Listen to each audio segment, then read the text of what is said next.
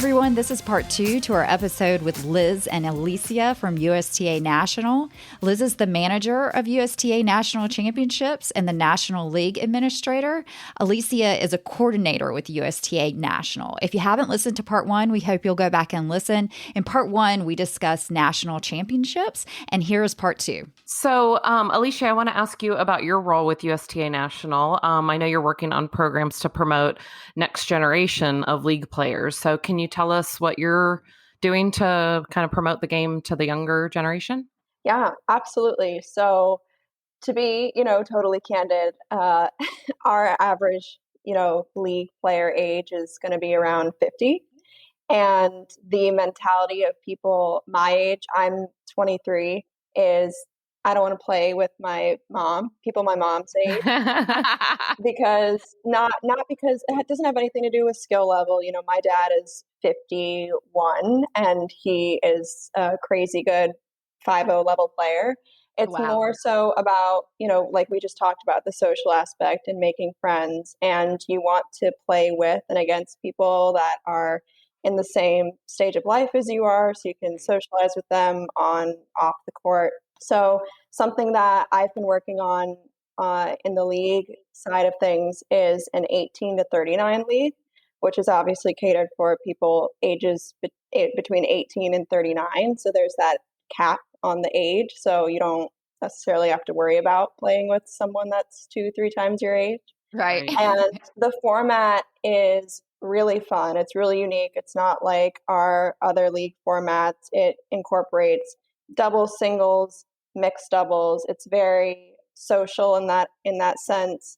It's a lot of fun because the winner is determined by games won. So it'll come down to mixed at the end, and it can get very intense. And it's just a fun way to spin it and offer something different and focus on the social aspect, which is so important for this age group. And especially we struggle to get the people who are my age, kind of a few years out of college.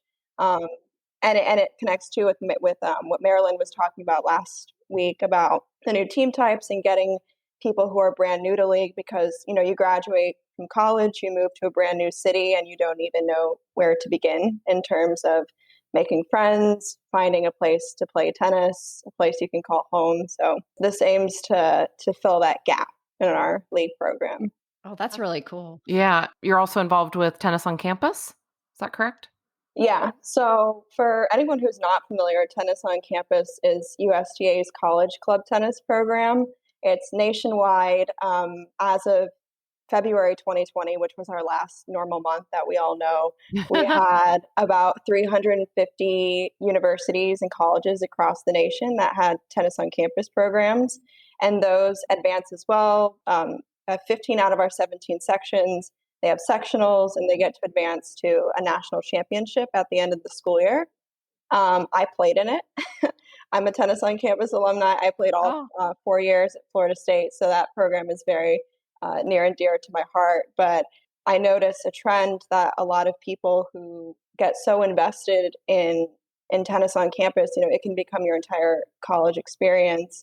They graduate and they don't really know what's next. They don't know what is the next step beyond tennis on campus.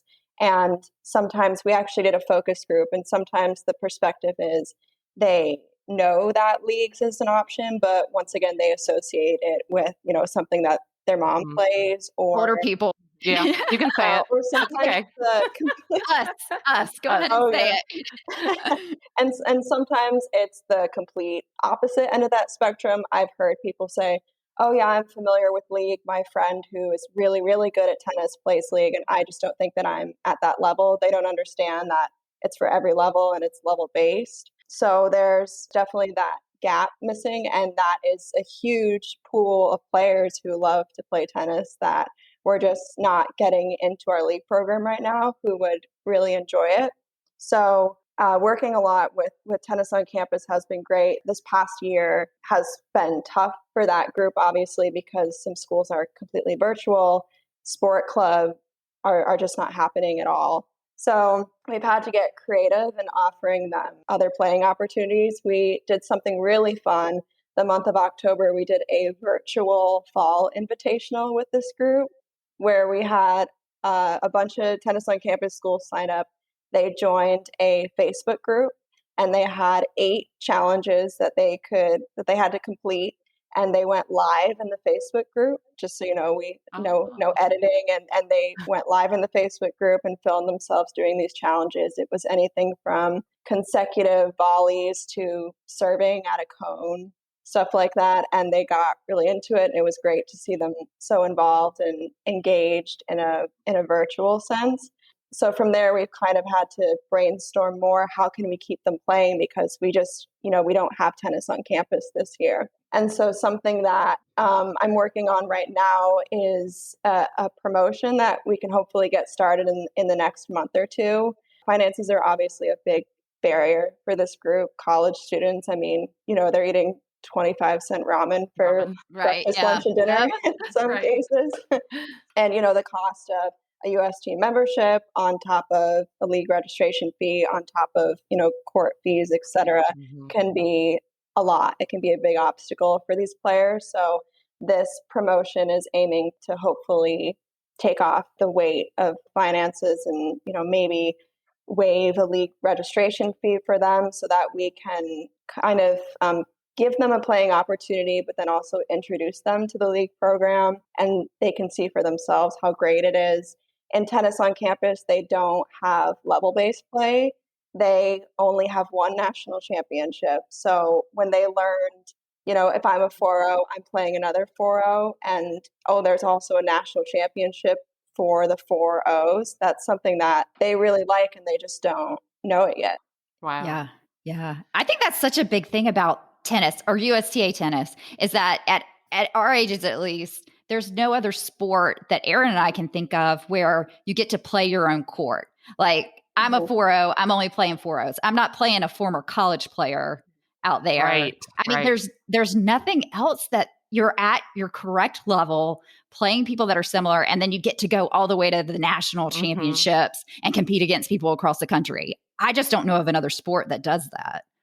No, it's so cool. And we I think I mentioned earlier that we had grabbed a group of tennis on campus captains and sat them down for a focus group just to get an understanding of how much they knew about league tennis. And that was something that was huge for them because tennis on campus encompasses a wide range of skill levels as well. You can have everything from someone who is pretty new to tennis to somebody who could have played Division I college tennis if they wanted to, but they opted to go to a school for the academics and just decided to play club tennis in place of a varsity team. So them knowing that, I'm a beginner, maybe I'm a 2.5 or 3.0 and I can advance to a national championship, that's not something that they're used to because in tennis on campus, the national championship is really just for the best teams across the country, those your 4.5s and above. Yeah. Not us. Not us. Not me. This is what I'm hearing. Not us. I would never make it that way. We've got to make it our own. I'm in the same boat. But I think it's really interesting though, because the level and the age group that Carolyn and I play in, we don't necessarily want to play 18-year-olds either. That's right. And we also, but then it's so funny too, because I was thinking as you were talking, Elicia, that we also don't necessarily want to play like the 65 and 70-year-olds because we feel like they've been playing for so long. Like we're still going to get whipped by them too. Yeah, like they beat us too. They're so crafty. Oh, they're so crafty with their crafty. Very crafty. That's it. But they're in the same boat we are. I know those 65 and 70-year-olds don't necessarily want to, they think we're 18-year-olds and, we're not. Yeah. But it's really interesting. But I think it's cool how many different programs there are that USTA puts on or that you guys are in charge of. It's just, it just sounds like a huge undertaking, but I just think it's really cool because tennis is growing and it's growing at every level and every age group. And I think the pandemic actually helped grow tennis because people are like, I got to do something new or pick up something that they did a long time ago. And now they have time for, being quarantined or whatever. Overall tennis, I think it was up like 22%. Yeah. Racket sales were up both above $50 and under $50. And I mean, everything that had to do with people playing tennis was up this last year. Yeah. We're hoping that those folks will keep playing and come play with us, over at league. Yeah. And Erin, I wanted to go back to the point that you made about age group opportunities in league play, because like as we know, there's 18 and over, 40 and over, 55 and over. And that brings up something else that I wanted to mention with regard to the 18 to 39 league that I realized as I kind of took that over was, okay, if I'm a 55-year-old league player, I can play an 18 and over, I can play in 40 and over, I can play in 55 and over, 18 mixed, 40 mixed, etc. If I am a 23-year-old league player, my only options are 18 and over, mixed 18 and over. So 18 to 39 was another way to give them another program that is exclusive to their age group, because in comparison, they're getting a lot less playing opportunities than our players who are in the 50 to 60 age range. I didn't realize that was the average age either. That kind of makes me feel good. Wait, what was the average age? What was the average age of the USTA it's tennis about player 50. is? Yeah. So we're on the young end, Carolyn. You're welcome.